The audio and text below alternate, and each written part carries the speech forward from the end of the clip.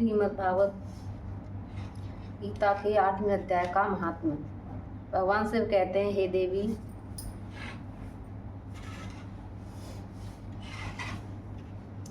अब 8वें अध्याय का महात्म्य सुनो। उसके सुनने से तुम्हें बड़ी प्रसन्नता होगी। लक्ष्मी जी के पूछने पर भगवान विष्णु ने उन्हें इस प्रकार 8वें अध्याय का महात्म्य बतलाया था।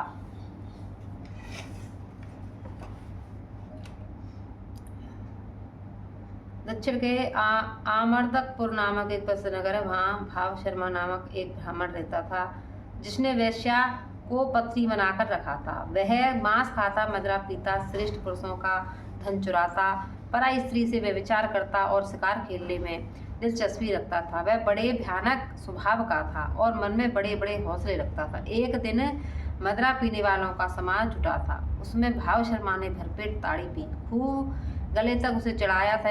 अजीर्ण से अत्यंत पीड़ होकर वह पापात्मा कालवश मर गया और बहुत बड़ा ताड़ का वृक्ष हुआ। उसकी घनी और ठंडी छाया का आश्रय लेकर ब्रह्मराक्षस भाव को प्राप्त हुए और पति पत्नी वहाँ रहा करते थे। उनके पूर्व जन्म की घटना इस प्रकार है। एक कुशीवर नामक ब्राह्मण था, जो वेदांग के तत्वों का ज्ञाता था, संपूर्ण शास्त्रों के अर्थ का विशेषज्ञ और सदाचारी था। उसकी स्त्री का नाम कुमति था। वह बड़े खोटे विचार की थी। वह ब्राह्मण विद्वान होने पर भी अत्यंत लोभवश अपनी स्त्री के साथ प्रतिदिन भैंस, कालपुरुष और घोड़े आदि बड़े दानों को ग्रहण किया करता था, परंतु दूसरे ब्राह्मणों को दान में मिली हुई कौड़ी भी नहीं देता था। वे ही दोनों पति पत्नी कालवश मृत्यु को प्राप्त होकर ब्रह्मराक्षस हुए। वे भूख और प्यास से पीड़ित हो इस पृथ्वी पर घूमते हुए उसी ताड़ वृक्ष के पास आए और उसके मूल भाग में विश्राम करने लगे। इससे बाद पत्नी ने पति से पूछा, नाथ, हम लोगों का यह महान दुख कैसे दूर होगा तथा इस ब्रह्मराक्षस योनि से किस प्रकार हम दोनों की मुक्ति होगी। तब उस ब्राह्मण ने कहा, ब्रह्म विद्या के उपदेश, अध्यात्म तत्व के विचार और कर्म विधि के ज्ञान बिना किस प्रकार संकट से छुटकारा मिल सकता है। यह सुनकर पत्नी ने पूछा कि तद ब्रह्मम किम ध्यात्मम किम कर्म पुरुषोत्तम वह ब्रह्म क्या है, अध्यात्म क्या है और कर्म कौन सा है। उसकी पत्नी ने इतना कहते ही जो आश्चर्य की घटना घटित हुई उसको सुनो। उपर्युक्त वाक्य गीता के 8वें अध्याय का आधा श्लोक था। उसके श्रवण से वह वृक्ष उस समय ताड़ के रूप को त्याग कर भाव शर्मा नाम ब्राह्मण हो गया। तत्काल ज्ञान होने से विशुद्ध चित्त होकर वह पाप के लोक चोले से मुक्त हो गया तथा उसे आधे श्लोक के ही महात्म्य से वे पति पत्नी भी मुक्त हो गए। उसके मुख से देवात ही 8वें अध्याय का आधा श्लोक निकल पड़ा था। तदंतर आकाश में एक दिव्य विमान आया और वे दोनों पति पत्नी उस विमान पर बैठ आरूढ़ होकर स्वर्गलोक को चले गए।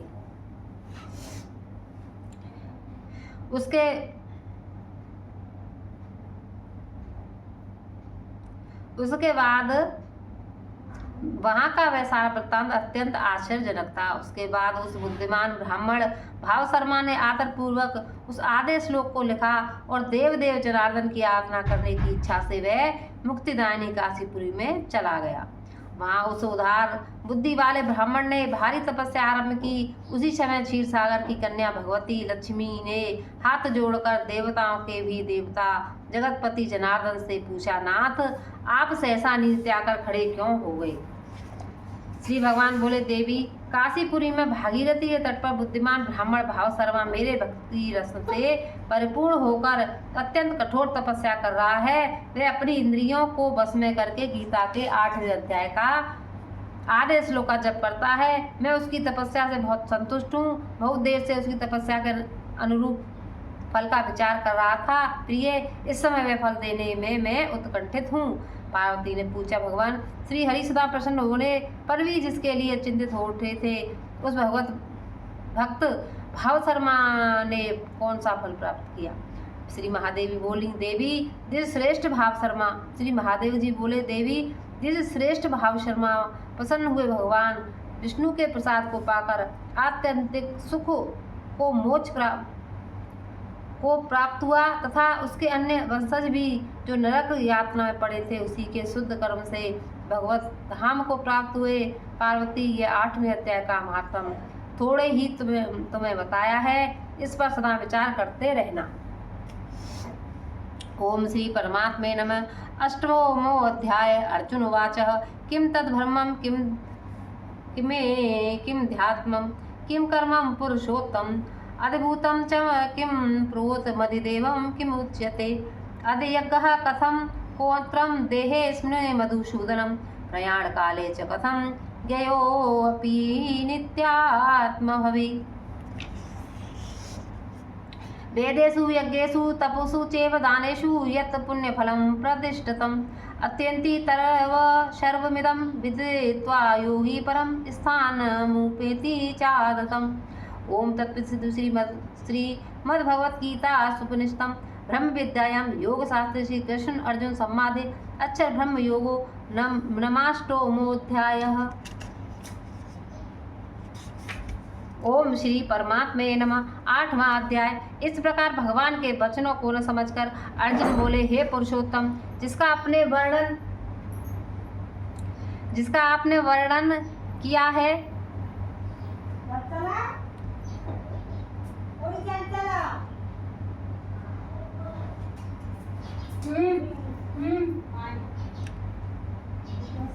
वह ब्रह्म क्या है?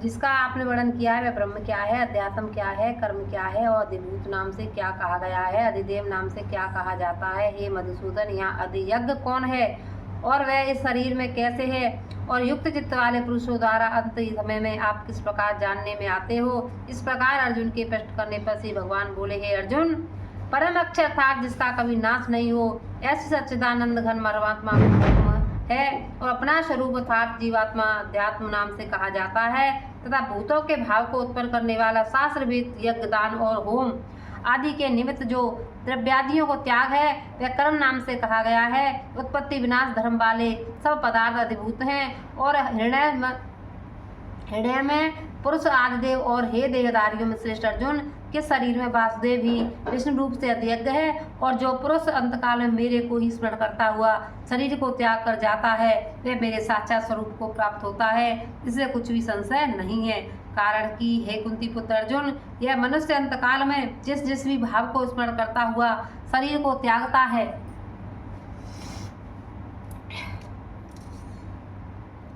उसको ही प्राप्त होता है, परंतु सदा उसी भाव को चिंतन करता हुआ, क्योंकि सदा जिस भाव को चिंतन करता है अंतकाल में भी प्राय उसी का स्मरण होता है।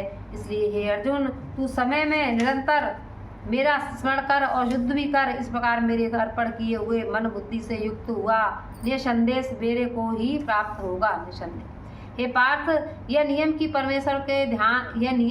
कि परमेश्वर के ध्यान के अभ्यास रूप योग से युक्त अन्य तरफ न जाने वाले चित्त से निरंतर चिंतन करता हुआ पुरुष परम प्रकाश रूप दिव्य पुरुष को अर्थात परमेश्वर को ही प्राप्त होता है। इससे जो पुरुष सर्वज्ञ अनादि सबके नियंता सूक्ष्म से भी अति सूक्ष्म सबके धारण पोषण करने वाले अचित्य स्वरूप सूर्य के सदस्य नित्य चेतन प्रकाश रूप अविद्या से अति परे शुद्ध सच्चिदानंद घन परमात्मा को स्मरण करता है, वह भक्ति युक्त पुरुष अंतकाल में भी योग बल से वृत्ति के मध्य में प्राण को अच्छी प्रकार स्थापन करके फिर निश्चल मन से स्मरण करता हुआ उस दिव्य स्वरूप परम पुरुष परमात्मा को ही प्राप्त होता है।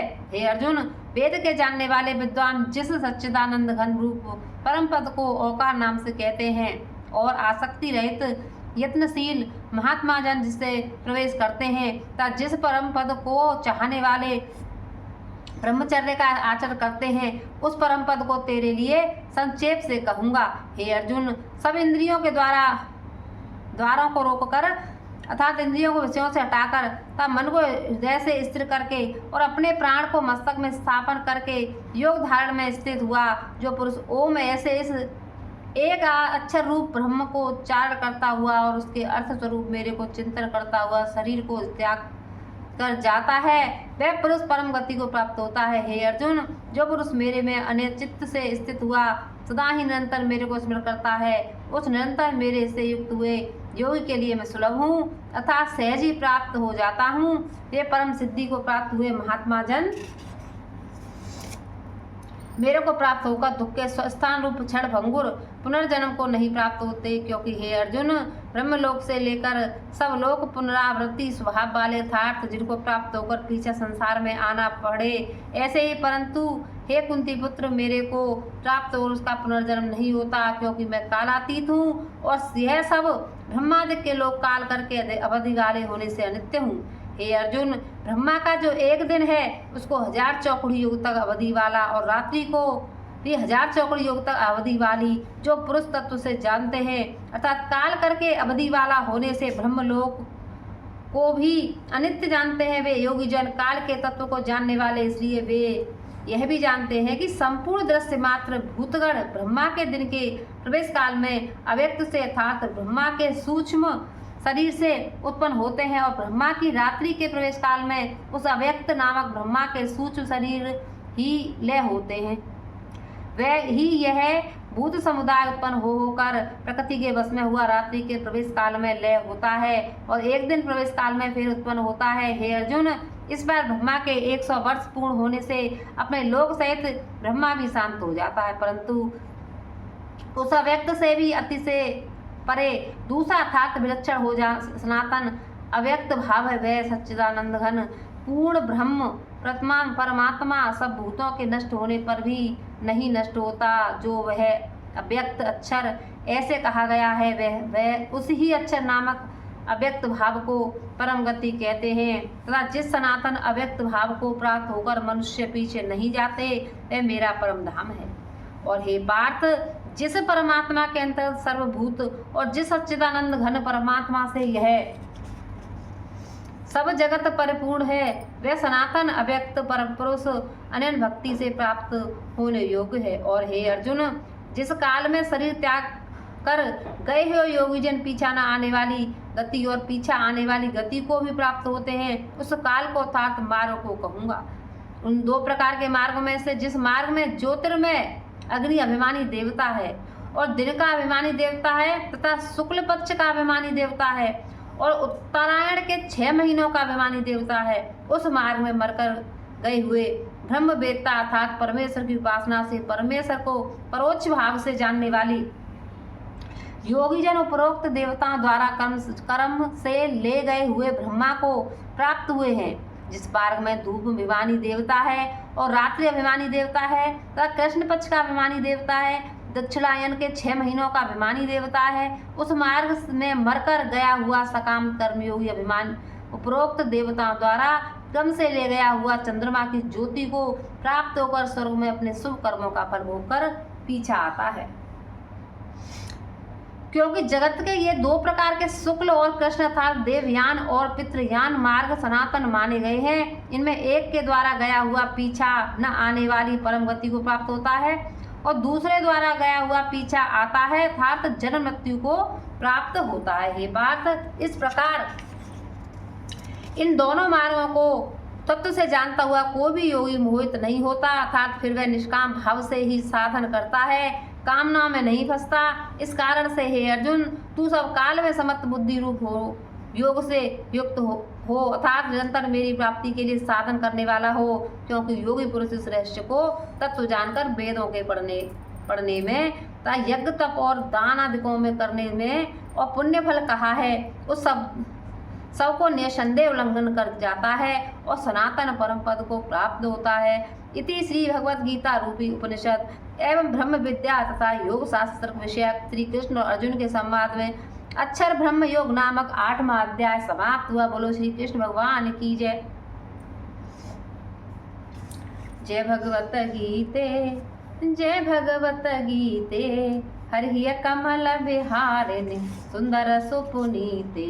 ओम जय भगवत गीते कर्म सुमरम प्रकाशिनि कामाशक्ति हरा तत्व ज्ञान विकासिनि विद्या ब्रह्म परा। ओम जय भगवत गीते निश्चल भक्ति विदायिनी निर्मल मलहारी शरण रहस्य प्रदायिनी सब विद सुखकारी। ओम जय भगवत गीते राग देश बेदारिण कारिण मोद प्रदा सब भव भयहारिण तारिण परमानंद प्रदा। ओम जय भगवत गीते। आसुर भाव विनाशिन नासिन तम रजनी देवी सदगुणदायिनी हरि रसिका सजनी। ओम जय भगवत गीते। समता त्याग सिखावन हरि मुख की वाणी सकल शास्त्र की स्वामिनी श्रुतियों की रानी। जय भगवत गीते। दया सुधा बरसावन मातु कृपा की जय हरि पद प्रेम दान करे अपनों कर लीजय। ओम जय भगवत गीते। जय भगवत गीते। जय भगवत